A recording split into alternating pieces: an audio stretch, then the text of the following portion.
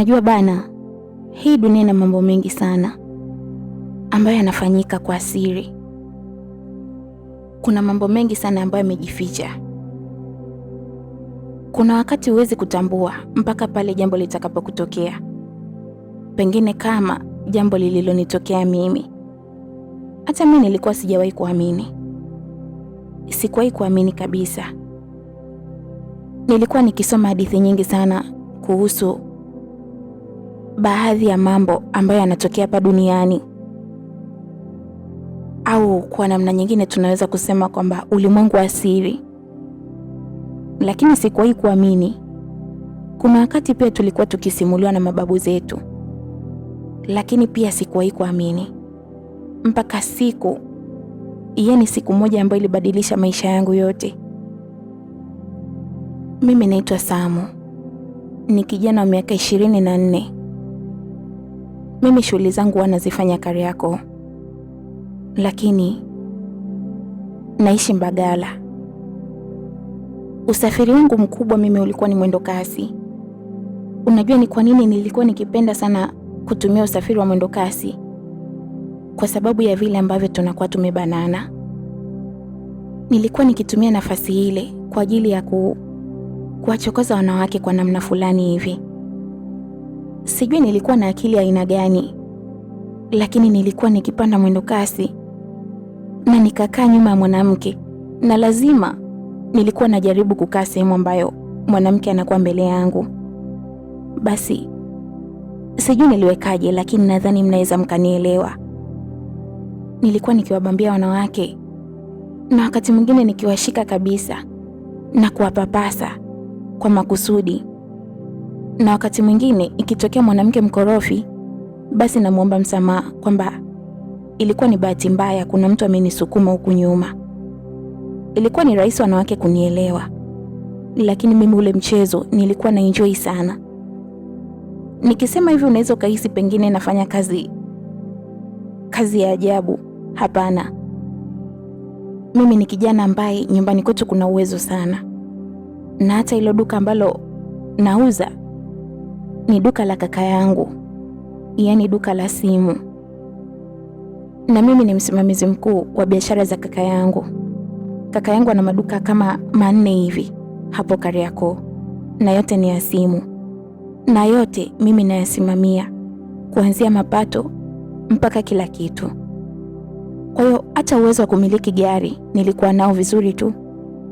Lakini sijui, yani mpaka leo ukiniuliza, sielewi ni kwa nini nilijikuta tu na hii tabia. Kuhusu mahusiano, hapana, sina, japokuwa niliwahi kuwa nayo, lakini haikuwa bahati kwangu. Watu husema Mungu akupi kila kitu. Licha ya kwamba pesa haikuwa shida kubwa sana kwetu au kwangu, lakini sikuwahi kupata bahati ya mwanamke wa kudumu naye. Pengine labda ndio sababu ili nifanya nikawa hivi. Naweza nikahisi hivyo. Basi nakumbuka ilikuwa ni siku ya Ijumaa. Nikiwa nimetoka kazini kama kawaida. Ilikuwa ni mida ya saa 3 hivi ya usiku. Nilielekea kituo cha mwendo kasi, na nilikuwa nimeketi pale nikisubiri. Tulikuwa abiria wengi, na haukupita muda mrefu sana kihivyo mwendo kasi ulifika, na mimi pamoja na abiria wenzangu tulipanda kama kawaida. Walikuwa watu wengi sana, yani namaanisha abiria tulikuwa tupo wengi. Sasa baada ya kuingia kwenye mwendo kasi, nikagundua kwamba ile sehemu niliyokuepo walikuwa wanaume watupu. Hicho kitu kilinikasirisha. Nikaanza kuangaza macho yangu, licha ya kwamba mwendo kasi ulikuwa ukiendelea kutembea tu.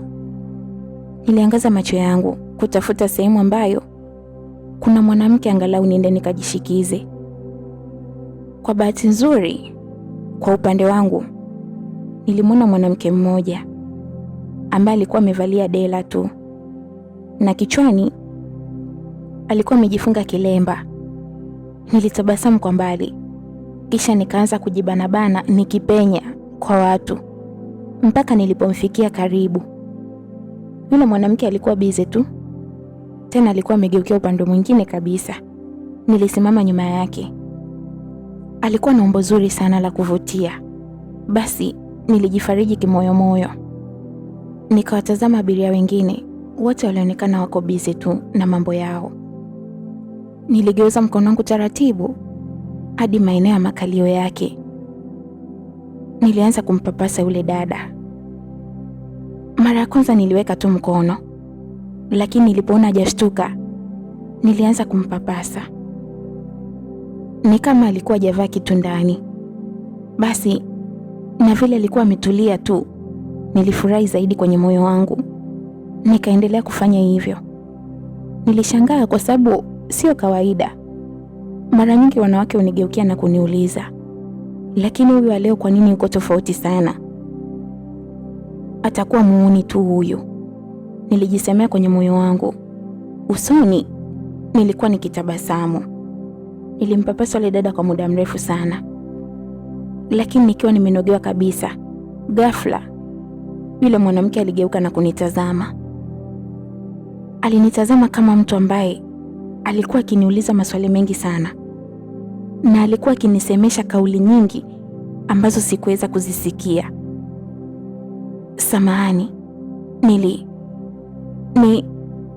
nilisema nikiwa najaribu kitu cha kujitetea, lakini yule dada hakusema chochote. Aliendelea tu kunitazama bila kuzungumza chochote kile.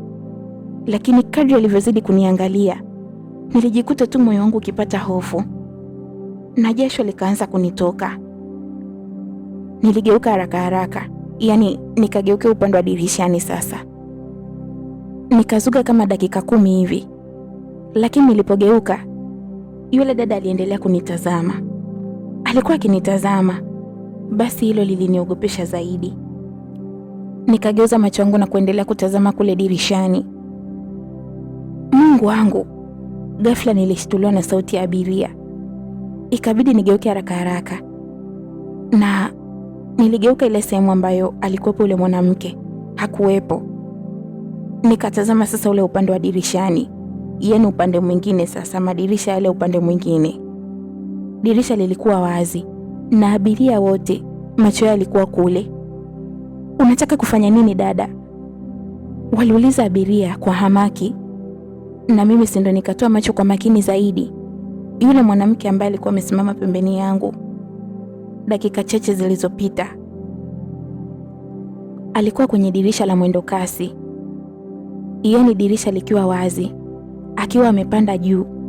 Kwa maana fupi na tafsiri haraka haraka kwenye kichwa changu na kichwa cha kila abiria aliyekuwepo pale, tuligundua tu moja kwa moja kwamba anataka kujirusha.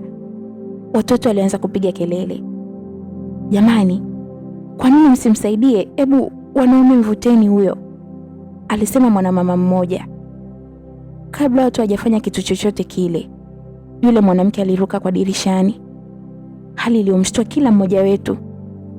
Kila mtu alimtaja Mungu kwa namna anayojua yeye, na mimi nilikuwa kimya tu. Unajua, mimi nilipatwa na mshtuko zaidi. Dereva, kuna mtu kajirusha huku. Abiria walianza kupiga kelele sasa. Ikabidi dereva asimamishe ule mwendo kasi. Watu walishuka, yaani walishuka abiria baadhi. Mimi nilikuwa nimesimama tu sielewi wakati huo, yaani nilikuwa nikitetemeka sana.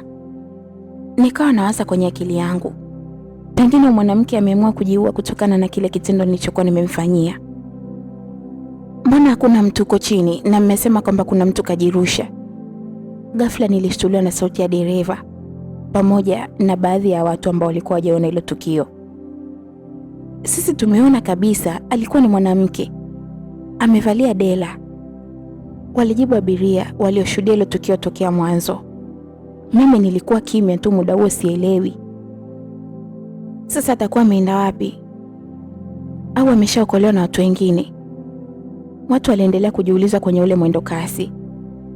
Ndugu zangu, unajua kutokea hapa mpaka pale sio mbali, na kitendo cha yeye kujirusha kwenye mwendo kasi, inawezekana ameumia. Sasa hata watu waliomwokoa sio rahisi wakamchukua tu hapo hapo na kumuingiza kwenye usafiri. Lazima kungekuwa na msongamano wa watu pale, alitoa maoni kijana mmoja. maoni ambayo kila mtu yalimuingia akilini. Sasa itakuwaje? Au amekimbia? Inaonekana kabisa alikuwa na lengo la kujiua huyu mwanamke. Jamani, mnajua maisha yanachanganya sana. Oya dereva, si tupeleke bwana. Kama hayupo ina maana ameshapata msaada. Angekuwa amekufa angebaki pale pale na tungemuona.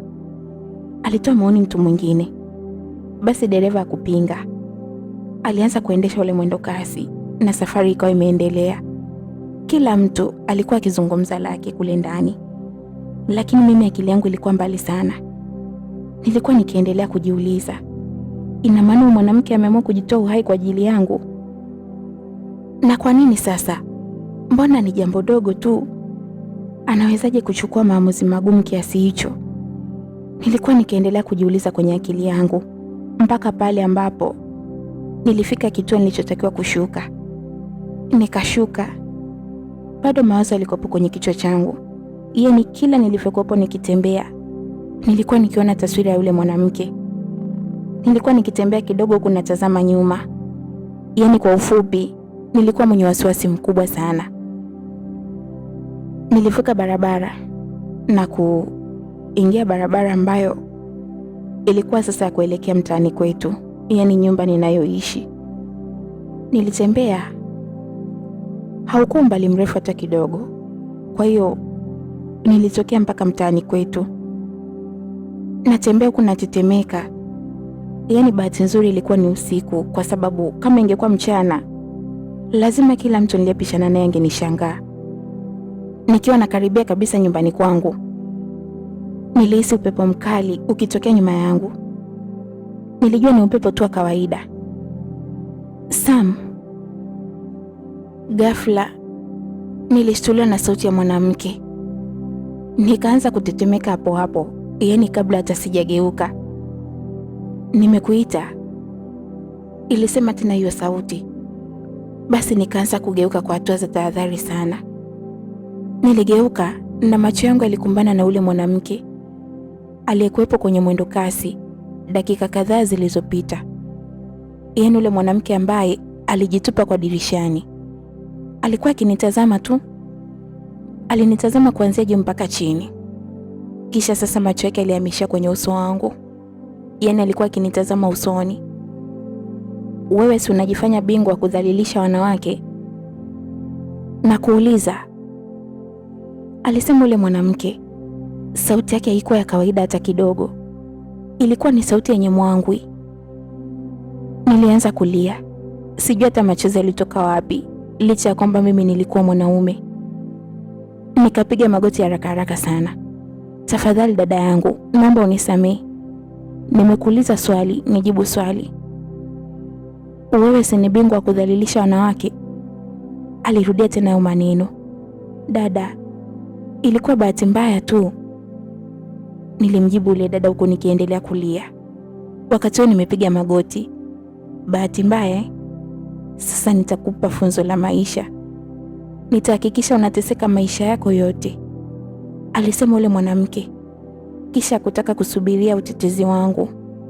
Yeye hakutaka kusikia nitajitetea vipi. Alipotea kwenye mboni za macho yangu. Alipotea kabisa. Hapo nilichanganyikiwa. Nikasimama haraka haraka na kuanza kupiga kelele. Nilipiga kelele huku nikiwa sielewi hata naelekea wapi. Nilikuwa pale pale nimesimama. Vipi Sam? Kuna nini? Ilikuwa ni sauti ya jirani yangu. Huyu jirani yangu anaitwa Baba Lea. Ni fundi ujenzi. Ndo kazi ambayo tunaifahamu hapa mtaani. Nani? Yaani ni baba ambaye anapenda sana kujitolea kwenye mambo ya watu.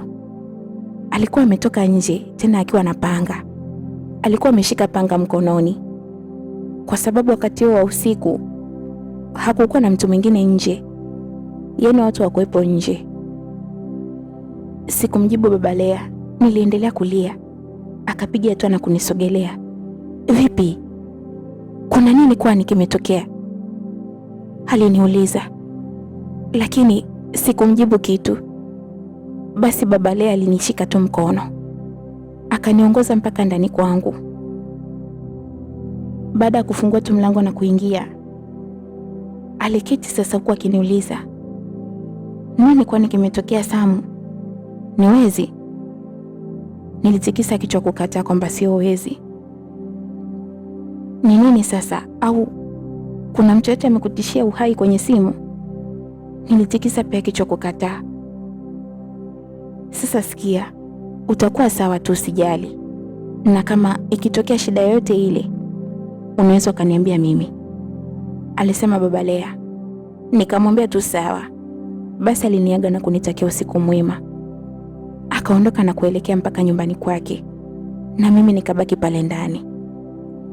Nilikuwa nimeketi kitandani huku nikitetemeka. Kitu kama hiki hakijawahi kunitokea kabisa kwenye maisha yangu, wala sikuwahi kuwaza kama kuna siku hata moja kinaweza kikanitokea. Niliwaza nifanye nini? Nikawaza kwanza nimpigie kaka, nimpatie taarifa na nimwambie, ili hata kama ikitokea nimeuawa basi wajua anaanzia wapi. Nilichukua simu na kupiga.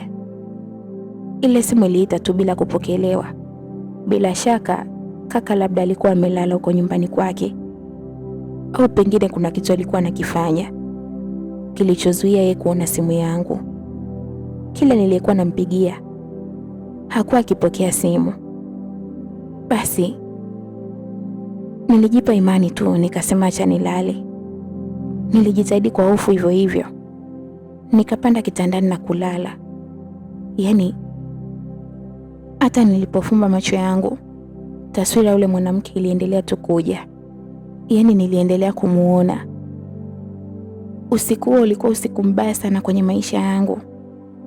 Naweza kusema usiku ambao sijawahi. Yaani sikuwahi kuwa na usiku mbaya kama huu. Niliwezeka pale kitandani, lakini watu wanasema kwamba Mungu si athumani. Usingizi niliupata, japokuwa hivyo hivyo tu kwa shida, na nikalala vizuri tu. Nilikuja kushtuka asubuhi saa 12. Nikaamka kwanza, nikatazama simu yangu kwanza. Nilikuta kaka amenipigia mara nyingi sana, lakini sikuweza kusikia. Pengine ni kutokana na ule usingizi. Lakini wakati naendelea kutazama simu na nikiendelea kukumbuka tukio la jana usiku, simu yangu ilianza kuita. Na nilipotazama namba ilikuwa ngeni kabisa. Mimi namba ngeni huwa siachi kupokea. Kama nilivyosema mwanzo, mimi ni mfanyabiashara. Kwa hiyo wateja huwa wanatutafuta sana. Na namba yangu mimi ni namba ambayo huwa tunaitumia pale ofisini. Kwa hiyo nilipokea bila hata kujiuliza mara mbili. Halo, nilisema kwa sauti ya kawaida kabisa. Nikabaki nikimsikiliza ule mtu ambaye mpaka napokea simu nilikuwa najiaminisha kabisa kwamba ni mteja wangu. Pengine ni mteja ambaye anahitaji kitu. Lakini kulikuwa kimya tu. Halo, nilirudia tena kusema. Kulikuwa kimya bado. Halo, nilisema tena. Mara nilianza kusikia kelele kama za maji. Yaani nilikuwa nikisikia kama maji yanatembea kule kwenye simu. Itakuwa ni mtandao, nilijisemea mwenyewe, kisha nikakata ile simu. Nikaitupia kitandani. Baada ya kukata, simu iliita tena. Nikaichukua sasa na kutazama. Ilikuwa ni ile ile namba. Niliipokea. Halo, nilisema safari hii sasa nikiwa mwenye hasira. Ole wako. Narudia tena. Ole wako umwambie mtu yoyote yule kitu ambacho kimetokea jana usiku. Ilikuwa ni sauti ya mwanamke iliyonishtua sana, kwa sababu hii sauti nilikuwa nimeikariri vizuri. Ilikuwa ni sauti ya yule mwanamke kwenye mwendo kasi. Hakutaka kunisikiliza. Alikata ile simu. Nilitetemeka na kujikuta nimekaa chini. Niliketi chini. Ile simu nilitupia kitandani kabisa. Nikajikunyata huku nikilia sana. Mungu wangu, nakufa mimi. Nakufa. Nilikuwa nasema hivyo huku nikilia. Simu ilianza kuita. Nilikuwa naogopa hata kupokea. Lakini nilijikaza tu, nikapiga hatua na kuisogelea pale kitandani. Alikuwa ni kaka. Nikapokea. Halo, nilisema huku sasa nikifuta machozi na nikijaribu kujiweka sawa tu ili kaka asiweze kuelewa kama niko tofauti. Vipi, umeamkaje? Salama, nilimjibu kaka. Niliona simu zako jana, kulikuwa na shida gani? Aliniuliza kaka. Nilitamani kumwambia lakini nikakumbuka onyo la ule mwanamke. Hakuna kaka, nilikuwa nakuuliza kuhusu ule mzigo ambao ulisema unatakiwa ukachukuliwe bandarini leo. Sasa mzigo ndo unaniuliza sasa hivi? Nimeshamwagiza Jackson, ataenda kuufuata, usijali. Sawa kaka, nilimjibu. Lakini pia leo usichelewe sana kuelekea kazini. Umenielewa? Poa kaka. Alafu kitu kingine, alisema kaka, nikawa sasa namsikiliza kwa makini. Unajua mimi sipendi uko unapoishi huko Uswahilini. Umefikia wapi kuhusu kuhama huko? Aliniuliza hivyo. Nilijikuta nikitoka na machozi. Unajua kaka yangu hakuwahi kupenda kabisa kuishi huko ambako naishi, hasa mtaa ambao naishi mimi. Alikuwa anapenda niishi mitaa mingine kabisa, lakini mimi kutokana na michezo yangu ile ya kushika wanawake ndo nilikuwa na force kukaa huko. Pia kaka alininunulia hata gari ambalo nililipeleka nyumbani kwetu tu na huwa linakaa huko. Mimi huwa silitumiagi kabisa. Sasa natumia wapi gari binafsi ikiwa mtaa wangu wenyewe hauna nafasi? Yani namaanisha nyumba ambayo nakaa mimi haina nafasi ya kupaki gari. Bado nafikiria kaka, lakini pia naona tu uzungumze na dalali. Mimi niko tayari kuhama, nilimjibu kaka. Hayo ndo maneno sasa dogo, usijali, hilo swala limeisha kabisa, alisema kaka yangu, kisha akakata simu. Nilijitupa pale kitandani nikakaa huku nikilia sana. Unajua kuna wakati ukitokiwa na kitu unaanza kusema pengine ningejua. Yani niliwaza pengine ningejua mapema, ningekubali tu niende nikaishi mtaa mwingine kabisa, na pia lile gari langu ningelitumia tu, pengine ningekuwa na usafiri binafsi. Hili tatizo lililonitokea leo lisingenitokea, lakini muda ulikuwa umeshachelewa. Simu za ofisini zilianza kumiminika, ikabidi nijiandae tu na kuanza safari yangu kuelekea ofisini. Nilitoka, nikafunga mlango wa chumba changu vizuri tu, nikapiga hatua. Lakini wakati naelekea kwenye kituo sasa cha mwendo kasi, nilikutana na yule jirani yangu Baba Lea. Akaniita, Sam. Nilisimama nikawa namsikiliza. Habari yako? Salama tu bro, vipi wewe? Poa, lakini jana haukuwa sawa kabisa. Shida ilikuwa nini? Aliniuliza Baba Lea. Nilitafakari nimjibu nini, lakini sikupata majibu. Ilikuwa matatizo tu kidogo, lakini nadhani nimesha yatatua, kwa hiyo hakuna shida tena. Una uhakika hakuna shida? Aliniuliza tena. Ikabidi nicheke tu pale. Ndiyo, hakuna tatizo bro, niko sawa tu. Sawa kama uko sawa. Basi ulinipatia wakati mgumu sana jana, nikawa nimewaza mambo mengi. Hakuna tatizo bro wangu, ni vitu tu vidogo ambavyo vinatatulika. Sawa, nikutakie kazi njema. Bila shaka unaelekea kazini? Ya, naelekea kazini. Unapanda mwendo kasi? Aliniuliza. Nikashtuka kidogo, na sio kidogo, nilishtuka sana, lakini nikajitahidi tu kujionyesha kuwa niko sawa. Hapana, leo sipandi kabisa mwendo kasi. Oh, nilijua unapanda mwendo kasi kama kawaida yako bwana. Haya, nikutakie safari njema.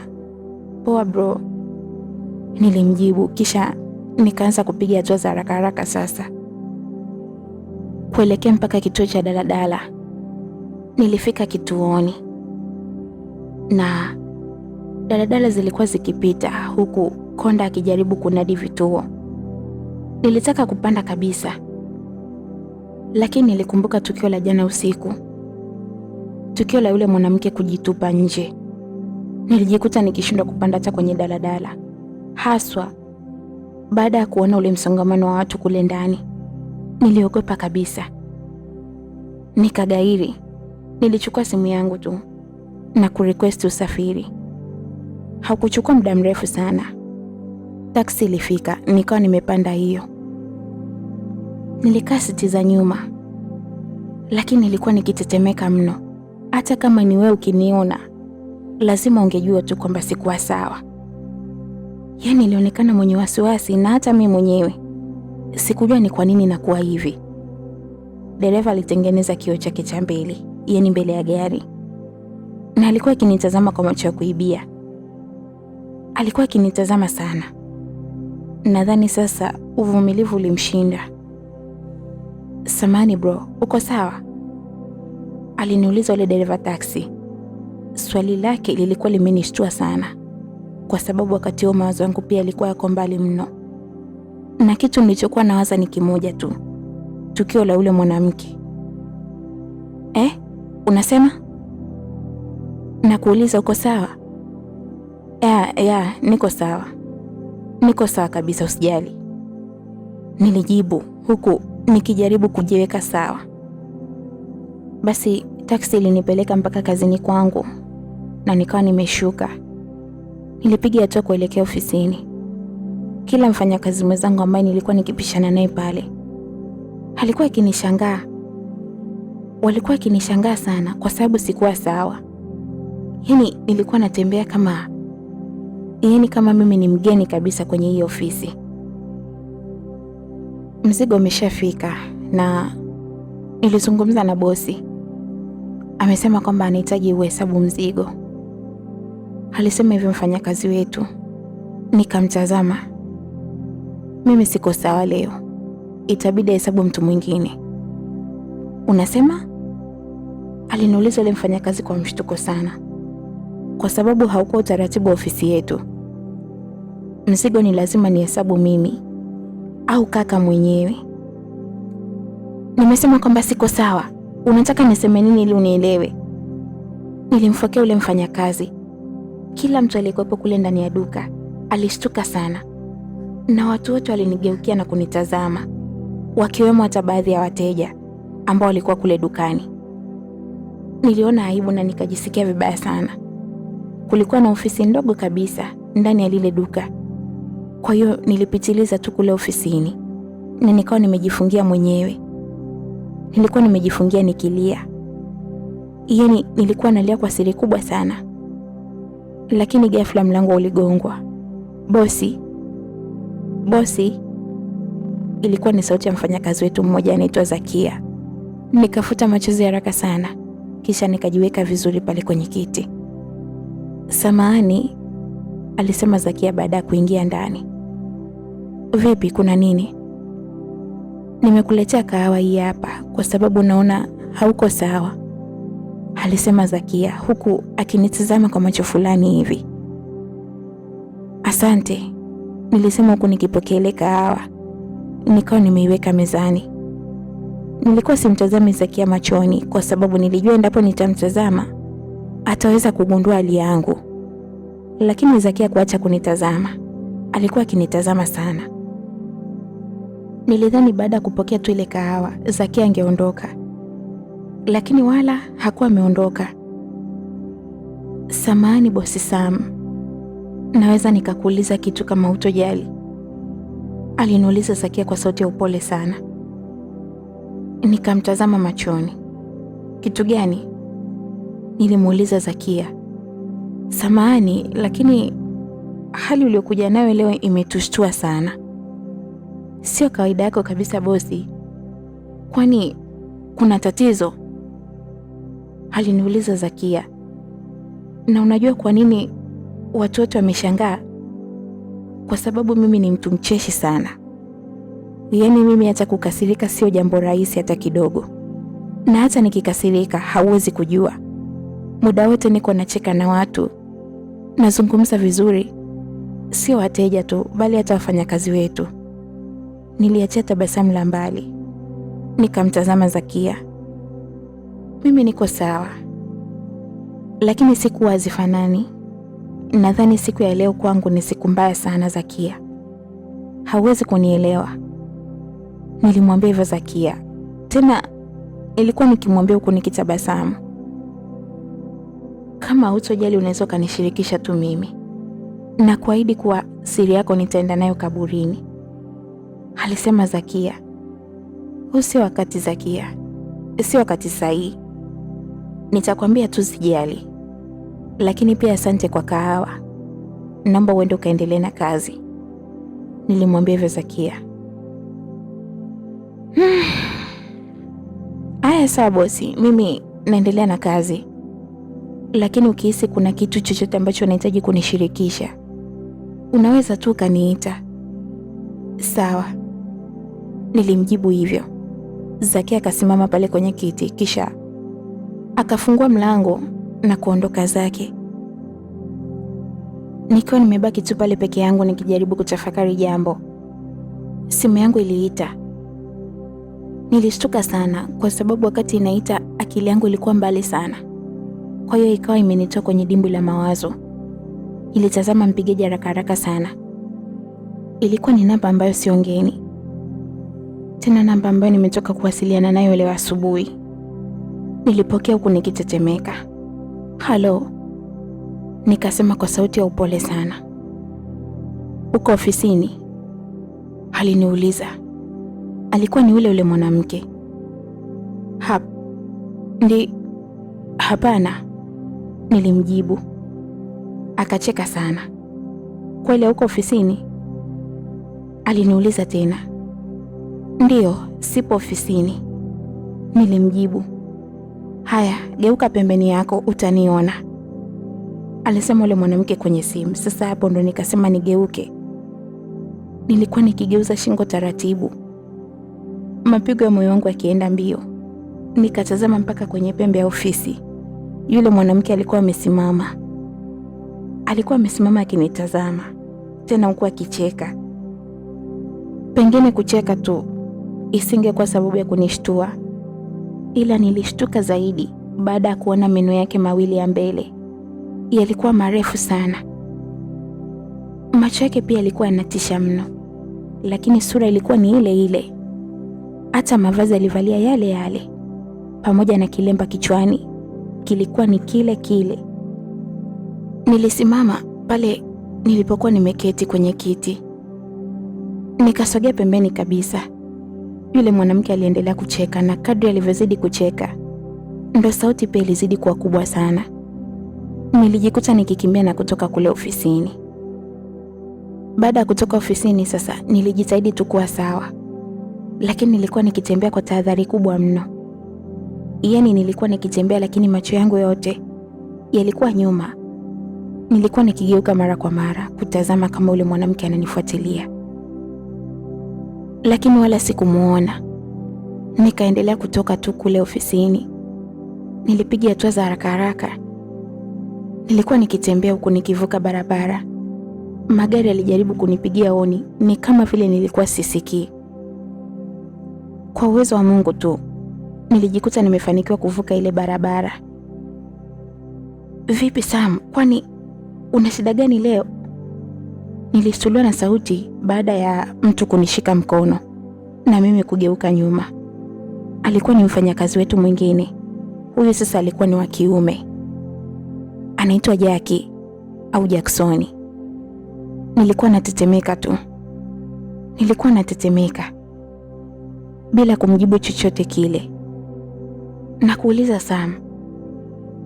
Aliuliza tena Jackson huku akitoa simu, yaani simu yake ya mkononi, na kuanza kubofya. Aliweka sikioni wakati amenishika mkono kwa sababu nilionekana nimechanganyikiwa kabisa. Halo, bosi? Ya, nimempata. Anaonekana yuko sawa kabisa. Sawa, acha nimpeleke. Alizungumza hayo maneno Jackson. Bila shaka alikuwa akizungumza na kaka yangu. Ngoja nitafute usafiri. alisema Jackson huku akiangaza macho yake. Mara kwa mbali alimuona bodaboda. Huyo bodaboda alionekana alikuwa akipita tu na shughuli zake. Jackson alinyosha mkono wake na kumpatia ishara ya kumuita. Basi ile boda ilisogea karibu yetu. Vipi mkuu? Poa, tunahitaji utupeleke Mbagala. Poa mzee. Basi tulipanda mimi na Jackson. Yaani mimi nikiwa mbele, yeye akiwa nyuma. Safari ilikuwa ikiendelea tu. Lakini sasa ghafla taswira ya ule dada ilinijia mbele ya macho yangu. Wakati huo bodaboda ilikuwa ikiendelea kutembea. Nikaanza kusikia harufu. Haikuwa harufu nzuri. Ilikuwa harufu tu ambayo sikujua ni harufu ya nini. Sijui nini kilinifanya niangalie mbele. Lakini akili yangu tu iliniambia kwamba nimtazame dereva. Nilipomtazama vizuri, nilijikuta nikipiga kelele za nguvu sana. Nilipiga kelele kwa sababu dereva alikuwa ndo yule mwanamke. Na alikuwa amevalia vile vile zile nguo zake. Yaani alikuwa amevalia dela na kilemba kama kawaida. Na licha ya kwamba bodaboda ilikuwa ikiendelea kutembea, lakini uso wake ulikuwa ukinitazama mimi. Tena alikuwa akinitazama huku anacheka. Alikuwa anacheka sana. Nilikuwa nikipiga kelele kama mweu. Hata watu waliokuwa pembeni walikuwa kitushangaa. Nilikuwa najaribu kuruka. Ni vile tu Jackson alikuwa akinizuia. Nilipotazama vizuri, alikuwa ni yule dereva. Na kutokana na vile nilivyokuwa nafanya pale, ilibidi dereva apaki bodaboda pembeni kabisa barabara. Vipi mkuu, kwani wewe mwenzako ni chizi ama?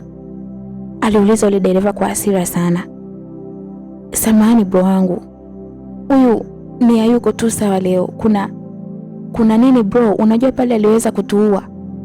Uliona vile alivyokuwa anafanya. Sasa ingetokea gari pale, si tulikuwa tunakufa na sasa hivi tunaongea habari nyingine kabisa.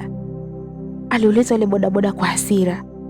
Yeye alikuwa anazungumza kwa hasira mno. Lakini Jackson alijitahidi sana kujishusha. Samahani sana kaka yangu. Samahani. Haitojirudia tena na kuomba. Oya. Nyie kama mnatafuta usafiri, nipeni changu mtafute usafiri mwingine. Alizungumza hivyo huyo bodaboda. Sawa. Jackson hakutaka kubishana sana. Alitoa waleti yake. Kisha akatoa noti moja 5,000 na kumpatia. Yule bodaboda aliondoka zake. Na tukabaki tu pale tumesimama. Jackson alikuwa akinitazama. Wakati huo nilikuwa hata simtazami Jackson. Nilikuwa nikitetemeka tu pale. Yaani licha ya kwamba kulikuwa na joto kali sana. Na kulikuwa na jua ambalo limeanza kuchomoza asubuhi hiyo. Lakini nilikuwa nikitetemeka. Kama vile nilikuwa nikihisi baridi. Jackson alinitazama kwa huruma sana. Hakusema chochote. Alitoa simu yake. Alichoamua ni kitu kimoja tu. Ilibidi request usafiri. Alirequest taxi ambayo ilifika pale.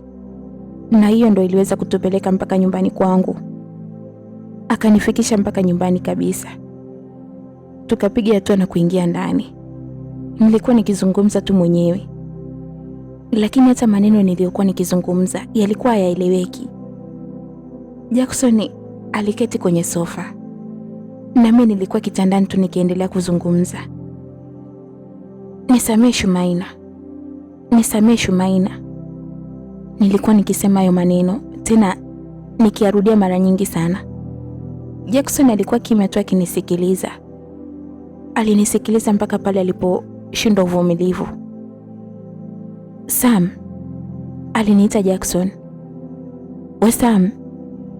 Ilibidi arudie tena kwa sababu mimi niliendelea tu kutamka yale maneno ambayo hata mimi sikujua maana yake.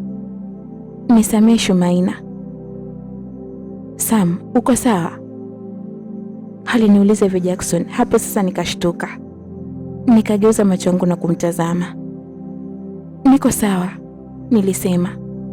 Shumaina ni nani? Aliniuliza hivyo Jackson. Shumaina? Nilimuuliza kwa mshangao. Yaani sasa Jackson ilibidi acheke. Si kwamba alikuwa anacheka kwa kufurahia, lakini alicheka kisha akanitazama kwa macho ya huruma sana. Alichokifanya ni kimoja tu. Alichukua simu yake kwa mara nyingine tena, akaibofya na kuiweka sikioni.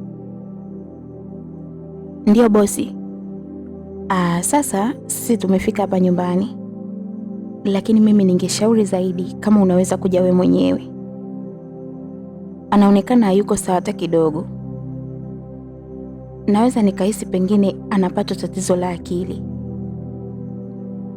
Sawa, mimi basi niko hapa nikikusubiri. Haya, poa, alisema Jackson kisha sasa akakata simu.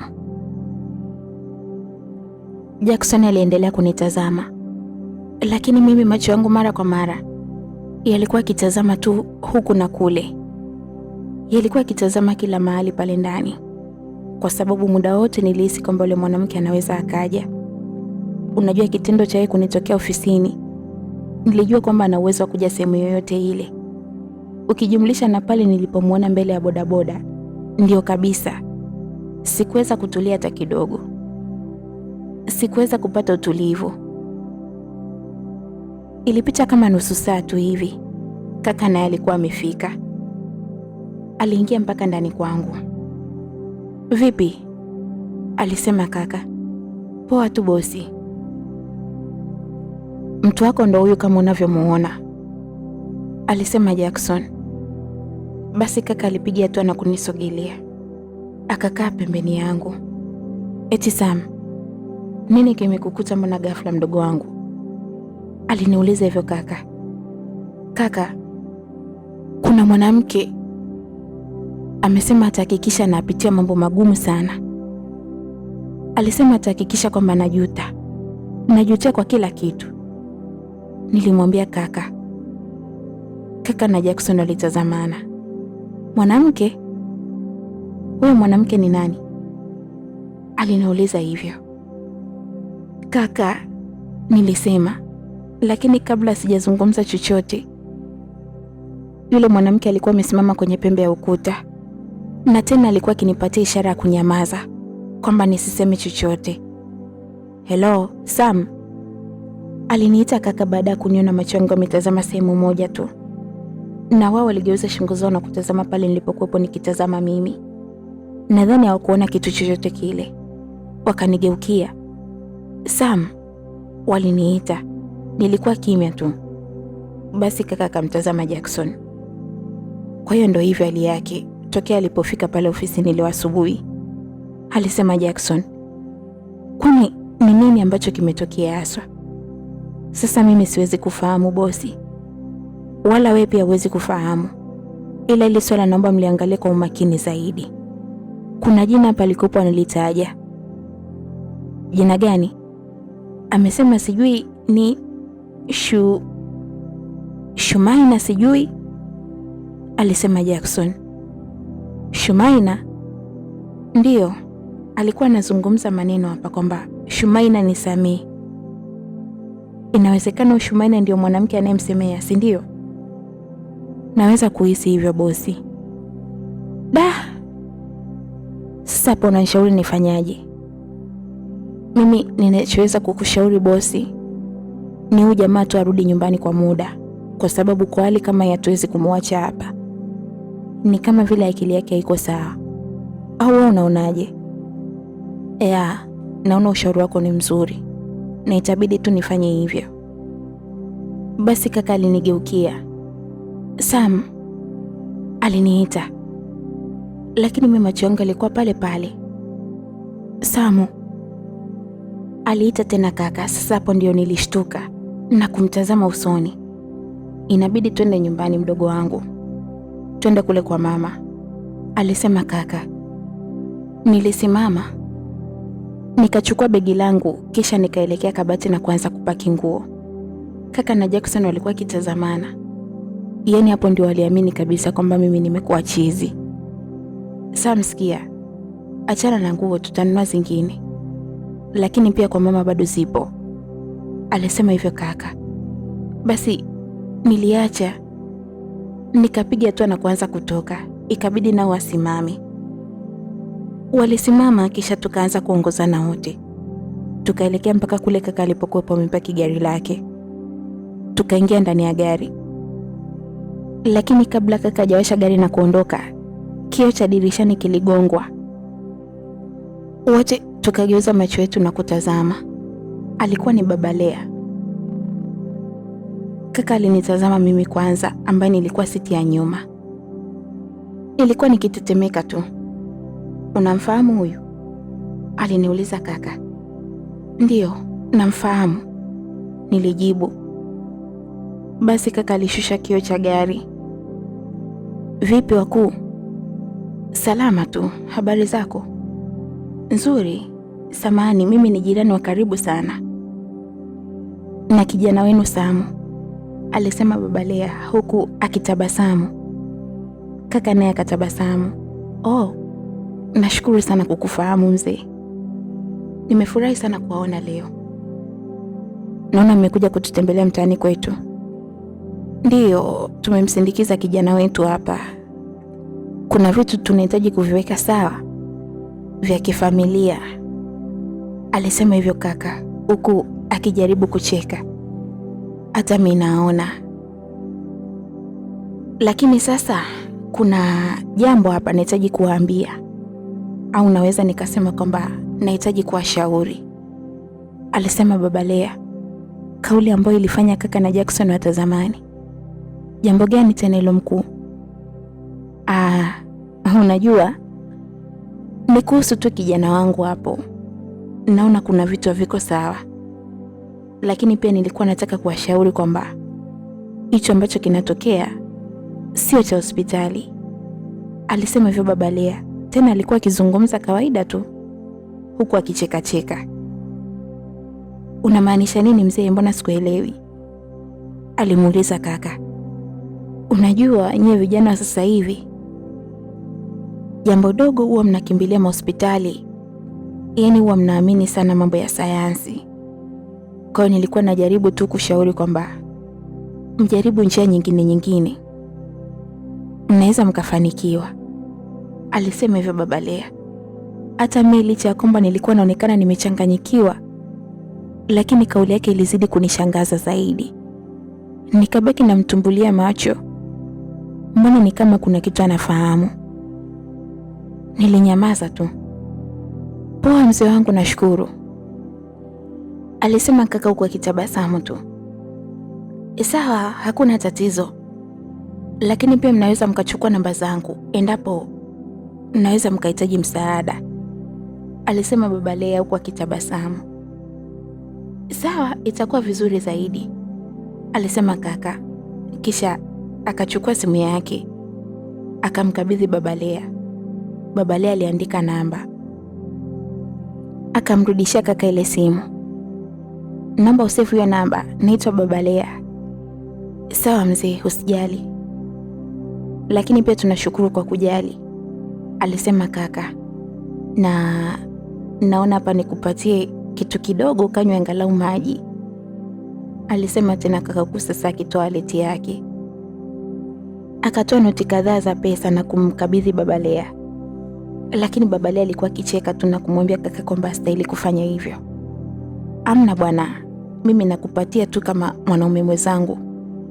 Unaweza, unajua tena ile joto la daa, ukapita mahali ukahisi kiu, unakunywa maji, alisisitiza kaka.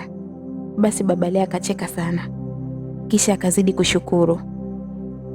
Sawa, mimi naona niwatakie safari njema. Tunashukuru sana, alisema kaka, kisha sasa akawasha gari na safari ikawa inaendelea. Sisi nyumbani kwetu ni Mbezi Beach, kwa hiyo safari ilikuwa kuelekea Mbezi. Ni safari ambayo ilichukua muda kadhaa mpaka kufika. Tulifika nyumbani. Hali yangu kama kawaida, nilikuwa mwenye wasiwasi tu wakati wote. Hata wazazi wangu walishtuka sana baada ya kuniona. Vipi kwani? Nini kinaendelea? Aliuliza mama. Tutazungumza mama, acha kwanza tuingie ndani, alijibu kaka. Basi Jackson naye aliendelea kusalimiana pale na mama, na mwisho wote tukawa tumeingia ndani. Baada ya kufika ndani sasa, ilibidi kaka awaelezee baba na mama kuhusu hali yangu, na aliwaambia kuwa ni hali ya ghafla sana. Sasa kwa nini tusimpeleke hospitali?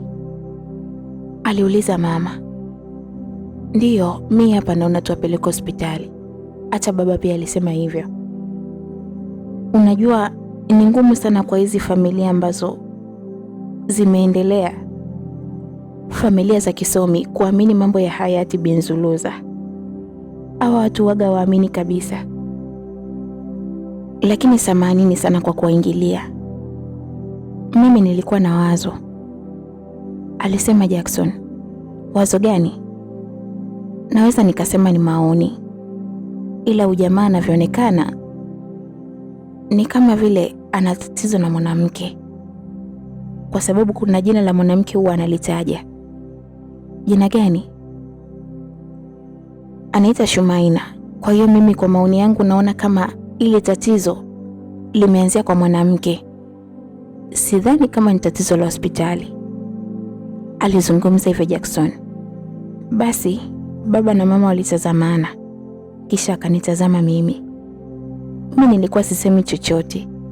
Kumbuka nimeshaambiwa na ule mwanamke kwamba nisijaribu kusema chochote kile, ninyamaze kimya tu. Kwa hiyo nilikuwa najaribu sana kusema, natamani lakini nashindwa. Ilibidi nibaki tu nikitazama. Eti Sam, ni ya kweli hayo? Aliniuliza mama. Nilikuwa kimya tu nikiendelea kulia. Inabidi tumwache kwanza akae sawa, kesho asubuhi tutazungumza naye, alisema hivyo baba. Basi watoto waliafiki hilo wazo. Nikachukuliwa na kupelekwa mpaka chumbani kwangu. Nilipofika nilijilaza tu, lakini hata usingizi wenyewe sikuwa napata. Muda ulienda sana mpaka ulipofika muda wa usiku. Nilikuja kuamshwa kwa ajili ya kupata chakula cha usiku. Sam, nilisikia ilikuwa ni sauti ya mfanyakazi wetu wa ndani.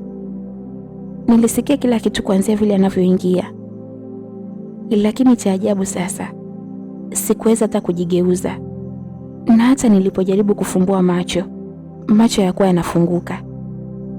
Nilitaka nimsemeshe angalau niinue mkono wangu, lakini ilishindikana. Sam, aliita tena ule mfanyakazi. Jamani, mbona hamki? Alisema. Nikamsikia sasa akipiga hatua na kutoka mpaka nje. Yaani alifungua mlango wa chumbani kwangu na kutoka. Hazikupita dakika nyingi sana, baba na mama nao walikuwa wamefika pale chumbani.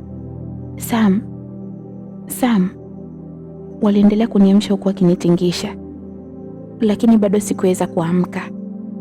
Lakini mimi nilikuwa nasikia kila kitu. Wakati wanaendelea kuniamsha pale, mimi nilimwona yule mwanamke. Alikuwa amesimama tu mbele yangu na alikuwa akinicheka sana. Alikuwa akicheka mpaka anakaukia, lakini nilipojaribu kufumbua macho nilikuwa nashindwa. Yaani kiufupi ni kama vile nilikuwa nikiota, lakini yote pia nilikuwa nikiasikia. Basi mama alianza kulia. Kaka akapiga hatua na kunisogelea pale pamoja na baba. Bado anapumua bwana. Mama, sasa unalia nini? Aliuliza kaka. Na kweli ghafla tu niliamka kutoka pale kitandani. Nikawa nimeketi, lakini jasho lilikuwa likinitoka. Mama alinikumbatia kwa furaha sana. Mwanangu, nilijua tayari umeshafariki, alisema mama. Nimesikia kila kitu mama, lakini nilikuwa nashindwa kuamka, nilimwambia mama huku nikilia. Basi mwanangu, baba Sam, inabidi tumpigie daktari aje, alisema mama. Hata mimi pia nilikuwa nawaza hivyo hivyo mke wangu. Acha nitoke hapo nje nikazungumze naye, alisema baba. Akatoa simu yake mfukoni, akabofya, kisha akawa anatoka sasa nje. Yaani nje kabisa chumba changu. Hakupita muda mrefu sana baba alirudi. Umezungumza naye? Ndiyo mke wangu, amesema anafika hapa muda sio mrefu. Sawa. mama alijibu. Basi tulisubiri pale kama nusu saa hivi. Tulisikia kengele huko getini. Mfanyakazi alienda kufungua. Aliingia daktari. Baada ya kuingia alipitiliza hadi chumbani kwangu na akawa amenichukua pale vipimo. Sikuonekana kuwa na shida yoyote ile, lakini sasa akaanza kutushauri kitu. Nimejaribu kumpima kijana wenu, lakini hana tatizo lolote lile. Ana tatizo daktari? Mbona amesema kwamba alikuwa anatusikia kila kitu, lakini anashindwa kuamka? Sasa hiyo hali kwa kawaida huwa inaitwa sleep paralysis. Mara nyingi hutokea ukiwa umelala chali.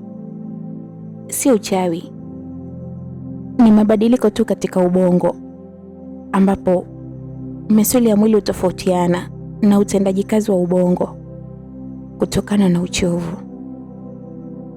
Alisema hivyo daktari, lakini mimi kwenye moyo wangu nilikuwa nikipinga kabisa hii kauli yake, ila lakini nashindwa kusema, kwa hiyo ikabidi ninyamaze tu. Basi daktari alishauri tu nipate muda wa kupumzika na kisha kila kitu kitakuwa sawa, kwa sababu sina tatizo lolote la kiafya. Mama na baba walimshukuru pamoja na kaka yangu. Kisha sasa daktari aliondoka zake. Mama akamuita mfanyakazi na kumwambia kwamba aniletee chakula pale chumbani. Mama yangu akanilisha pale mpaka nilipomaliza, japokuwa sikuwa na hamu hata ya kula. Basi niliendelea kuishi yale maisha ya mateso tu. Nilikonda sana, yaani niliisha nikabaki kuwa moja, kwa sababu mara nyingi nilikuwa nikimwona yule mwanamke ambaye mwisho kabisa alijitambulisha kwangu kama Shumaina, na kila alipokuja alisema anakuja kutimiza ahadi yake ya kunitesa mimi mpaka nikome kuwadhalilisha wanawake. Nilijaribu kumwomba msamaha sana, lakini wala haikusaidia. Niliisha nikabaki kama moja. Muda mwingi nilikuwa nikitumia kujifungia ndani. Nilikosa ujasiri wa kusimama na watu. Yaani kwa kifupi, nilionekana kama mtu ambaye siko sawa hata kidogo. Sasa siku ziliendelea kwenda, lakini siku moja sasa nikiwa nimekata tamaa kabisa ya maisha na nikiwa chumbani kwangu nimejifungia, kwa sababu mara nyingi huwa napenda sana kukaa mwenyewe. Nilisikia mlango wa chumbani ukigongwa. Nikainuka pale kitandani, nikapiga hatua za taratibu na kwenda kufungua mlango. Nilishtuka sana baada ya kumwona baba Lea. Alikuwa kaongozana na baba pamoja na kaka yangu. Baba Lea? Niliuliza kwa mshtuko. Akaachia tabasamu. Karibu, nilisema. Basi baba Lea alipiga hatua na kuingia mpaka ndani kabisa ya chumba, na akawa ameketi juu ya sofa dogo lililokuwa hapo, akikagua tu mazingira ya pale. Habari yako? Salama tu. Za huko? Nzuri tu mwanangu. Habari za Mbagala? Mbagala kwema kabisa, si wewe umeamua kutuama? Hakuna mzee wangu, matatizo tu ya maisha, nilimjibu hivyo.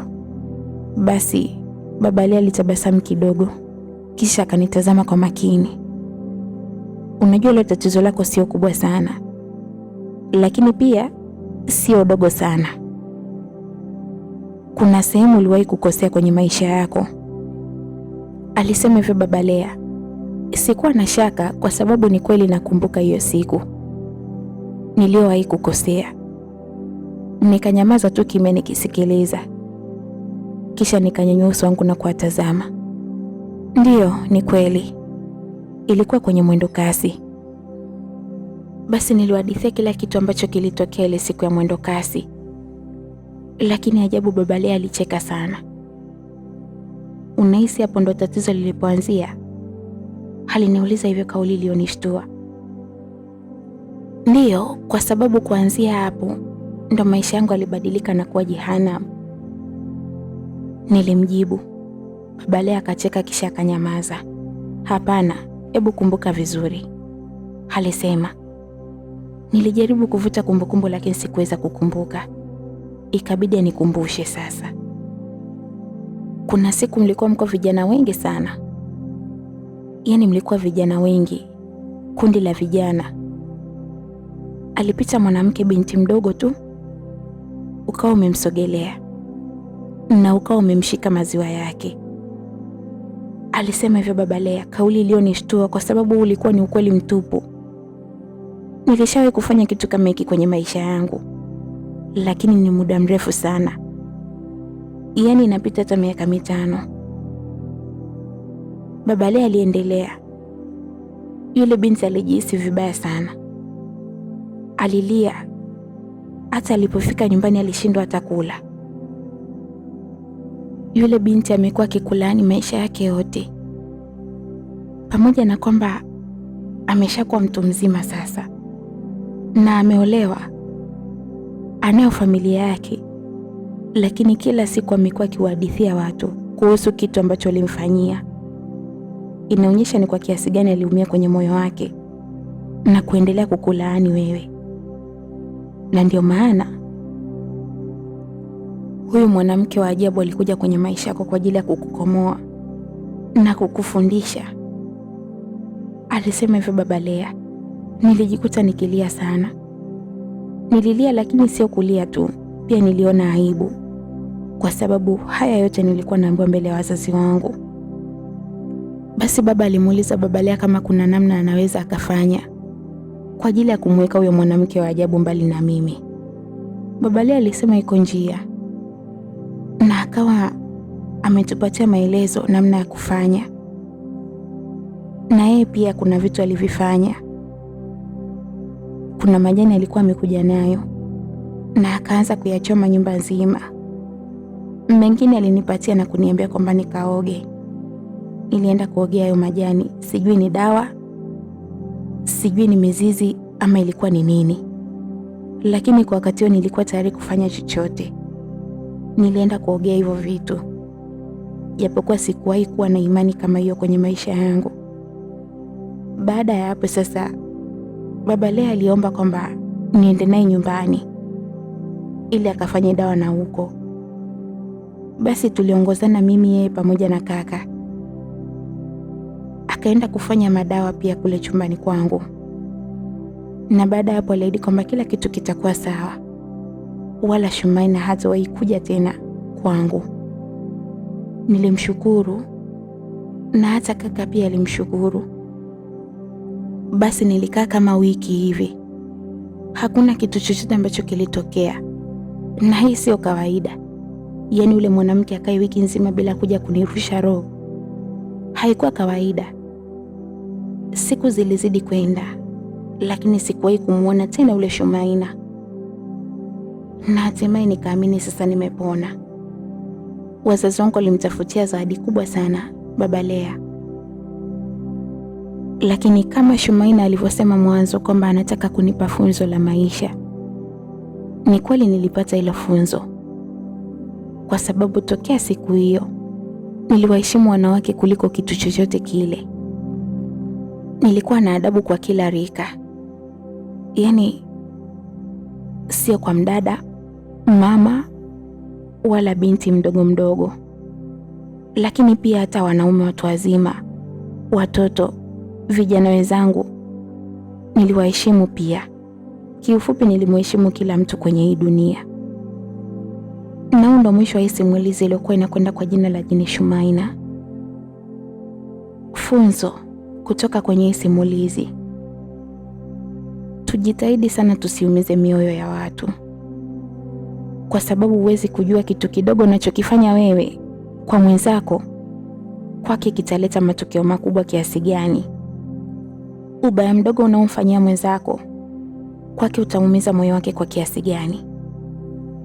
Ulikuwa nami mwandishi na msimuliaji wako Mami Maud, ambaye utanipata kwa nambari za simu